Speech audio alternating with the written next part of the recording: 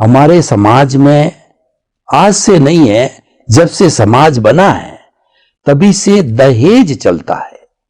दहेज का अर्थ होता है, द का मतलब देना और हेज का अर्थ होता है प्रेम से देना। ये कॉन्सेप्ट चला रहा है। इसके पीछे एक लॉजिक भी है कि लड़की पराये घर चली जाती है, वो पराया धन होता है। लड़का घर में रहता है तो घर में रहेगा, तब वो मिल्कियत उसकी है। लेकिन बेटी ने भी क्यों घर में जन्म लिया तो उसका भी अधिकार है।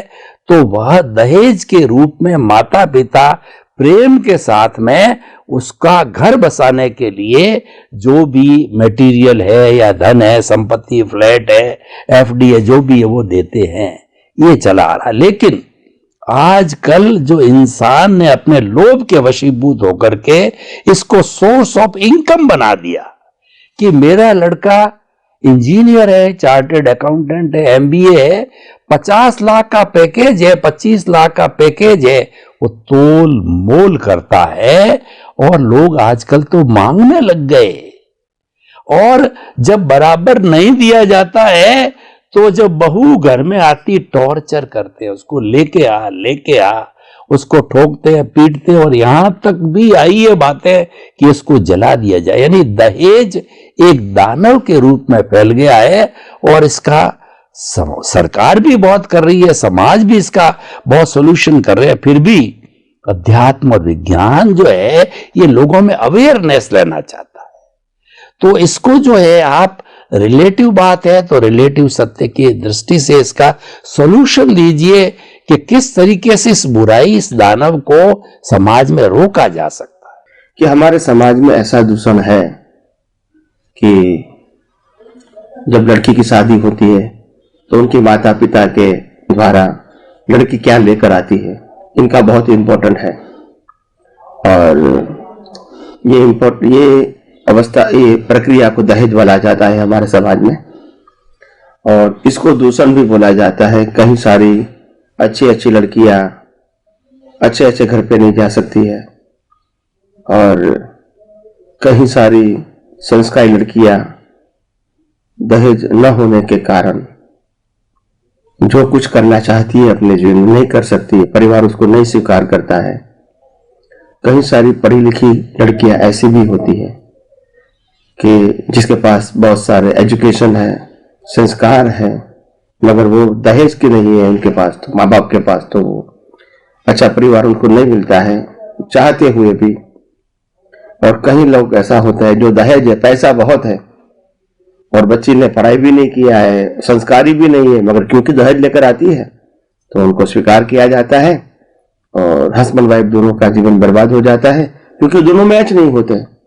पैसा माँ बाप ने दिया पर संस्कार, education is most important thing today. अगर वो नहीं होता है तो आज का युवा और युवती मैच नहीं होगा जीवन में और संघर्ष होता रहेगा। तो ये बहुत बड़ा दूषण है। और मैं समझता हूं ये दूषण का मूल कारण क्या है, ये हम सबको समझना चाहिए। क्यों ऐसा दूषण समाज में आया है? हमारे समाज में लोग यही समझते हैं कि पैसे से ही हमारा जीवन चलेगा, चाहे व्यक्ति, लड़की संस्कारी है या असंस्कारी है, पढ़ी लिखी है या नहीं है, घर चलाएंगी या नहीं, मेरे बच्चे के साथ उसका जो उसका नेचर है वो सेट होगा या नहीं, वो इंपॉर्टेंट नहीं है। दहेज is important, money is something, money is everything, centre बना दिया हमने। मैं समझता हूं कि हिंदुस्तान के अंदर अभी तो वैसे बहुत जागृति आई है, ऐसा नहीं कि नहीं आई है। और पढ़े लिखे लोग समझते भी हैं कि इस प्रकार की प्रक्रिया नहीं होनी चाहिए। लड़का और लड़की, तो लड़की को पढ़ी लिखी है वो देखना चाहिए, संस्कारी है, दोनों का स्वभाव मैच होता है, हमारा घर चलाएंगी, सुख दुख में वो सहयोगी बनेगी, संघर्ष के अंदर भी वो बनी रहेगी। ये सब जो बातें होती है वो बहुत बड़ी बातें हैं। मगर आज क्या है, हम समाज के अंदर इस बातों को धीरे धीरे वेट तो दे रहा है, मगर जिस प्रकार से जागृति आनी चाहिए, फैलनी चाहिए, वो अभी कम फैली है। और खास करके गांव में अभी भी इस प्रकार का दूषण बना हुआ है।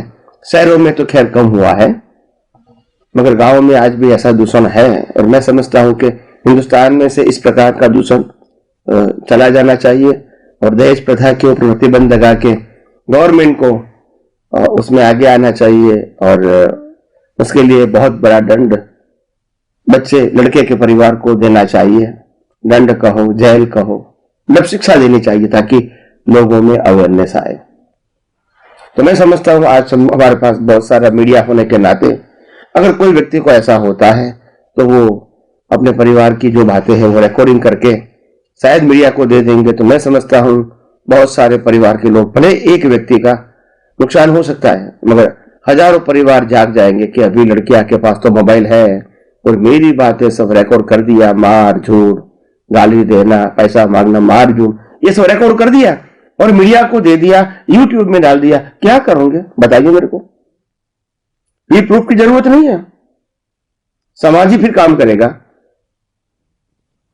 तो इसीलिए ये भी जागृति आएंगी तो अच्छी बात है, मैं समझता हूं आनी चाहिए। और आज जितने भी दूषण समाज में है, अगर वो दूषण रिकॉर्डिंग करके मीडिया में डाल दोगे तो मैं समझता हूं थोड़े समय के लिए समाज के लिए अच्छा है। परमानेंट तो नहीं होना चाहिए, मगर लोगों में जागृति आवे तब तक तो होना चाहिए। एक बच्चा अपने माँ बाप को गाली देता है, मारता है, अपमान करता है और उसको वृद्धाश्रम में छोड़ने के लिए जाता है, ये पूरा सीन रिकॉर्डिंग करके पड़ोसी अगर यूट्यूब में रख देता है तो मैं समझता हूं ये समाज का बहुत बड़ा काम करता है। हो सकता है उनके साथ संबंध खराब हो सकते हैं जिस व्यक्ति ने रिकॉर्डिंग रखा है, मगर समाज के हजारों लोग जागृत हो जाएंगे कि ऐसा नहीं करना चाहिए और इसके लिए शिक्षा भी होनी चाहिए। सबसे बड़ी बात यह कि शिक्षा होनी चाहिए, जेल या दंड।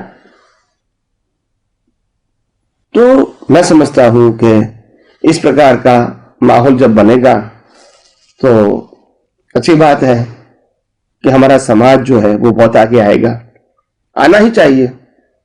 हम अभी पुरानी सोच से जिएंगे, कैसे चलेंगे?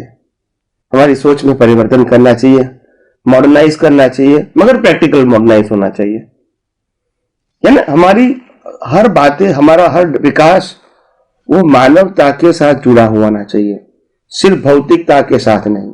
कैसे भी करके मानवता बढ़े, प्रेम बढ़े, मैत्री बढ़े, लोगों के अंदर एक दूसरे के प्रति सद्भावना बढ़े, इस प्रकार का विकास अगर होता है, हेल्दी डेवलपमेंट, तो मैं समझता हूं कि ये पूरे समाज के लिए अच्छी बात है। और इस प्रकार का जो दूषण है दहेज का, वो नहीं होना चाहिए, मैं ऐसा मानता हूं। इसमें अच्छाई नहीं है, बहुत बिल्कुल लाभ नहीं है, कोई बेनिफिट नहीं है। और इतना ध्यान रखना कि आज जिस प्रकार से एक बच्ची को आप प्रताड़ित करते हो और उसके मरने तक की नौबत आ जाती है, तो ये समझ लेना उनकी हाय कभी खाली नहीं होगी। एक बच्ची, युवा बच्ची, पढ़ी लिखी बच्ची, सिर्फ दहेज के कारण इसको मरना पड़ेगा, मार खाना पड़ेगा, जल जाना पड़ेगा, घर से उसकी विदाई कर दोगे तो उनकी जो अंतरात्मा है वो इतनी जलेगी, मैं समझता हूं ये आपका भविष्य अच्छा नहीं रहेगा। तो आइए हम सब इस बातों को ध्यान में रखें और हम खुद अपना जीवन, परिवार का जीवन, समाज का जीवन, राष्ट्र का जीवन उन्नत बनाने में सहयोग करें। यही मेरी आप सबको शुभकामनाएं।